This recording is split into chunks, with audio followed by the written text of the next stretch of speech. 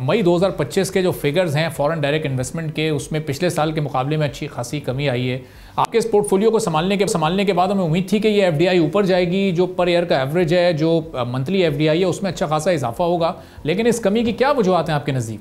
देखिए, मैं तो अभी रिसेंटली मैंने ये पोर्टफोलियो संभाला है और इसमें सही आप दुरुस्त कह रहे हैं कि पिछले साल से इस साल ओवरऑल जो है वो इन्वेस्टमेंट कम हुई है। डायरेक्ट फॉरेन इन्वेस्टमेंट की अगर बात करें तो हम बहुत कोशिश कर रहे हैं। आज ही हमारा ये रेगुलेशंस पे एक हमने कॉन्फ्रेंस की है जिसमें भरपूर शिरकत हुई है और सब ने हम यही मामलात कर रहे हैं कि क्या फर्दर किया जाए।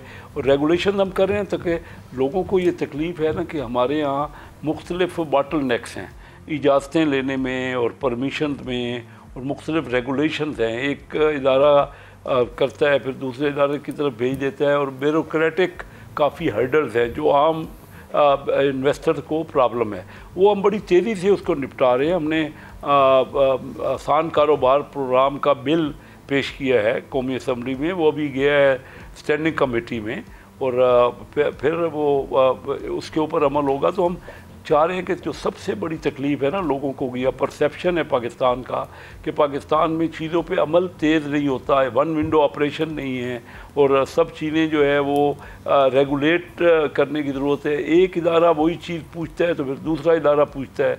इसी तरह रजिस्ट्रेशन करने में दूसरे मुल्कों में कोई 1-2 दिन लगते हैं तो हमारे यहाँ कितने महीने लग जाते हैं। ये मैं आपको बताऊं ना, एक मेडिसिन को रजिस्टर कराने में एवरेज जो हमारा पीछे लगा है ना वो 2 साल लगे। अच्छा, अब वो 2 साल में तो मेडिसिन ही तब्दील हो जाती है। तो इस किस्म के तो हमारे रेगुलेशन है। हमारी ब्यूरोक्रेट्स को समझना पड़ेगा कि दुनिया कहाँ जा रही है, बड़ी तेज़ रफ्तार हो रहा है ना। तो मैं क्योंकि प्राइवेट सेक्टर से हूँ, मैं तो उसी पे जोर दे रहा हूँ। फिर हमने ये जो SIV है, स्पेशल इन्वेस्टमेंट जोन्स, इसमें ज़मीनें जो है वो हम दे रहे हैं, फैसिलिटेट कर रहे हैं, जिसमें कायदे आज़म पार्क भी है लाहौर के नज़दीक, फिर फेडमेक है फैसलाबाद के नज़दीक, और जो स्टील मिल का एरिया है ना कराची के पास, स्टील मिल जहाँ बनी थी उसके पास 6,000 एकड़ ज़मीन पड़ी है।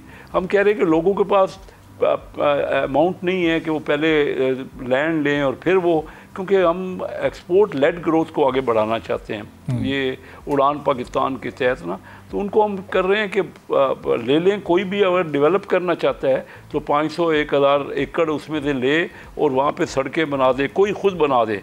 जो चाहे कोई बाहर की कंपनी आनी चाहती है तो वो गैस और बिजली और सड़कें तो हम फैसिलिटेट कर रहे हैं और कुछ टाइम लगेगा। ये देखो ना, अभी हमने बड़ी तेज़ रफ्तारी से शुरू की है। मैं आपको बेहतर रिजल्ट दूंगा, लेकिन 2-4 महीने इसके लिए नहीं होते, कुछ टाइम चाहिए हमें ये रेगुलेशंस करने में, यानी सारे आसानियाँ करने में, और ज़मीनों के बारे में हम इन्वेस्टर्स को तवज्जो दिला रहे हैं। तो पाकिस्तान ये जंग के बाद आपने देखा, ये रिसेंटली पिछले महीने जो इंडिया से हमने वार की है उसका बहुत ज़्यादा इंडिया ने हमसे वार की है, इनिशिएटिव उन्होंने किया है, तो उसका रिज़ल्ट जो ये हुआ है कि पाकिस्तान एक स्टेबल कंट्री है। यहाँ शोरशें नहीं होंगी जो इंटरनल, लोग डरते थे ना कि यहाँ लॉ एंड ऑर्डर सूरत हाल ख़राब होगी। हम ख़ासकर बलूचिस्तान में मिनरल्स में और काफ़ी उसमें सरमाया का तवक्को है हमें, तो वो अब बेहतर लोग समझते हैं, इसका परसेप्शन बेहतर हो रहा है। तो इंशाल्लाह वक्त के साथ साथ मैं आपको यकीन दहानी कराता हूँ कि इन्वेस्टमेंट में मैं बड़ा खुश हूँ इस मिनिस्ट्री से। मेरे मतलब की है, क्योंकि मेरा बैकग्राउंड है। मैंने अपनी ज़ाती कंपनी के लिए 2 हमने जॉइंट वेंचर किए, मैंने अपनी बिज़नेस के लिए, ख़ुद अपने ज़ाती बिज़नेस के लिए। एक LG ग्रुप कोरिया के साथ हमने केमिकल का प्लांट लगाया, शेखुपुरा में जॉइंट वेंचर किया, और एक हमने बरनास जो मलेशियन कंपनी है उनको चावल भेजने का ना, जो वो सारा चावल, काफ़ी चावल हमसे ख़रीदते हैं हमारी कंपनी से। तो अभी क्योंकि हालात के तहत काफ़ी मुश्किल हो गए, पहले ये इतना मुश्किल नहीं था और हम जॉइंट वेंचर अपने लिए भी कर लेते थे।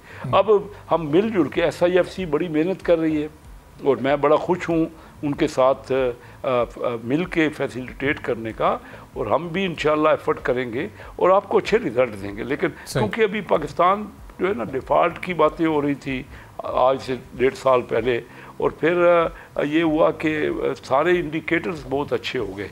अभी तो रेटिंग कंपनी भी पाकिस्तान के बारे में रेट्स बेहतर कर रहे हैं। वो कह रहे हैं जो इन्वेस्ट नहीं करेगा पाकिस्तान में वो पछताएगा, क्योंकि बॉटम लाइन बहुत अच्छी है, हमारे यहाँ रिज़ल्ट बहुत अच्छे हैं। एक बिजली की कीमत का ज़्यादा है, वो भी हम कोशिश कर रहे हैं कि उसको ज़रा कम किया जाए। सब्सक्राइब करें और बेल दबाएं ताकि कोई खबर रह न जाए।